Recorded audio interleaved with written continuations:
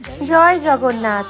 মহাপ্রভুর এই অত্যন্ত প্রিয় মহাপ্রসাদটি আজ আমি একদম সহজ উপায়ে বাড়িতেই বানিয়ে ফেললাম।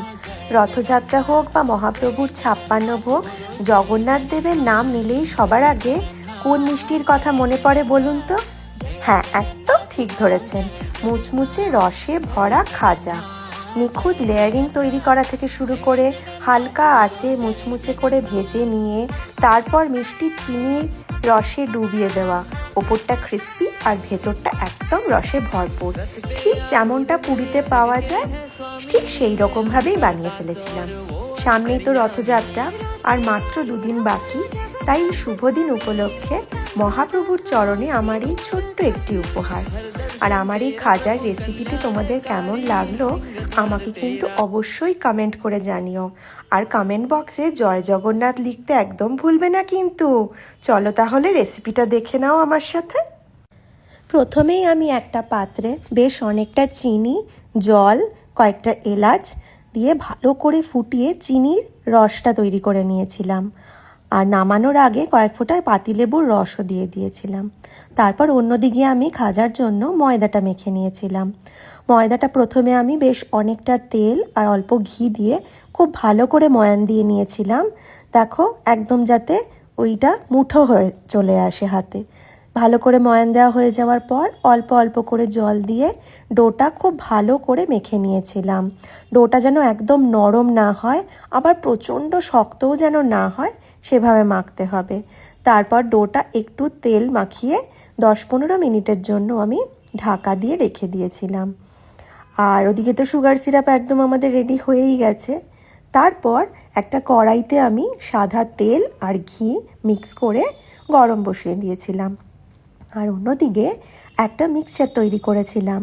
3 চামচ ময়দা আর বেশ অনেকটা তেল আর ঘি দিয়ে একটা মিক্সচার তৈরি করে রেখেছিলাম। এটা খাজা বানানোর সময় যে লেয়ারিংটা করব তাতে কাজে লাগবে। তারপর আমি যে ময়দাটা মেখে রেখেছিলাম সেখান থেকে আমি 6টা লেচি কেটে নিয়েছিলাম। তারপর আমি একে একে গোল করে পরোটার মতো বেলে নিয়েছিলাম।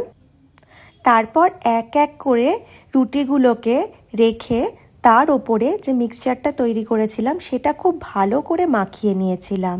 তারপর আরেকটা যে রুটি বেলে রেখেছিলাম সেইটা দিয়েছিলাম। তারপর আবার ওই মিক্সচারটা মাখিয়ে নিয়েছিলাম, তার ওপর থেকে আবার একটা রুটি দিয়েছিলাম। এইভাবে আমি 6টা রুটি লেয়ারিং করেছিলাম। আর ফাইনাল যে রুটিটা দিয়েছিলাম তার ওপরেও আমি ওই মিক্সচারটা দিয়ে খুব ভালোভাবে মাখিয়ে নিয়েছিলাম। তারপর একটু হাত দিয়ে চেপে চেপে সেট করে নিয়েছিলাম। তারপর ভিডিওতে ঠিক যেভাবে দেখাচ্ছি একদম সেইভাবে আমি ওটাকে আস্তে আস্তে রোল করে নিয়েছিলাম। আর রোল করে নেওয়ার পর ভালো করে চারপাশ থেকে চেপে দিয়েছিলাম যাতে খুলে না যায়।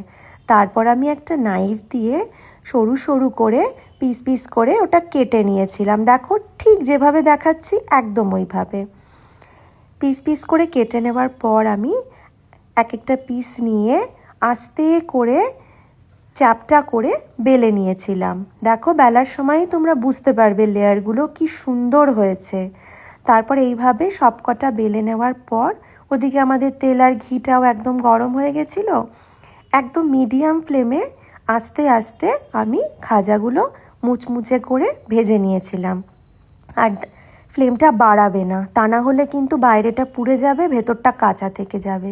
লো টু মিডিয়াম ফ্লেমে এটা করবে। আমি ইন্ডাকশানে করেছিলাম তাই টেম্পারেচারটা একটু কমের দিকেই রেখেছিলাম। যতক্ষণ না গোল্ডেন কালারের হচ্ছে এগুলো ভেজে নিতে হবে। আর ভাজা হয়ে যাওয়ার পর তেল থেকে ছেঁকে তুলে নিয়ে যে সুগার সিরাপটা বানিয়ে রেখেছিলাম ওটার মধ্যে দিয়ে 1 মিনিট রেখেই তুলে নিতে হবে। বেশিক্ষণ রাখবে না কিন্তু, তা না হলে একদম নরম হয়ে ভেঙে যাবে। 1 মিনিট রেখে 2 পিঠ উল্টে পাল্টে নিয়ে তুলে নিয়ে রেখে দিলেই আমাদের খাজা একদম রেডি হয়ে গেছে। আমি এই খাজাটা বানিয়ে প্রথমে আমি ঠাকুরকে ভোগ দিয়েছিলাম, তারপর আমরা খেয়েছিলাম। খেতে কিন্তু দুর্দান্ত হয়েছিল, ভীষণ মুচমুচে অথচ জুসি হয়েছিল। তোমরা না এটা বাড়িতে প্লিজ অবশ্যই ট্রাই করো।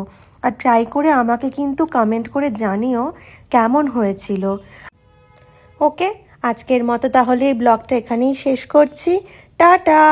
আর সবাই আমার সাথে বলো জয় জগন্নাথ।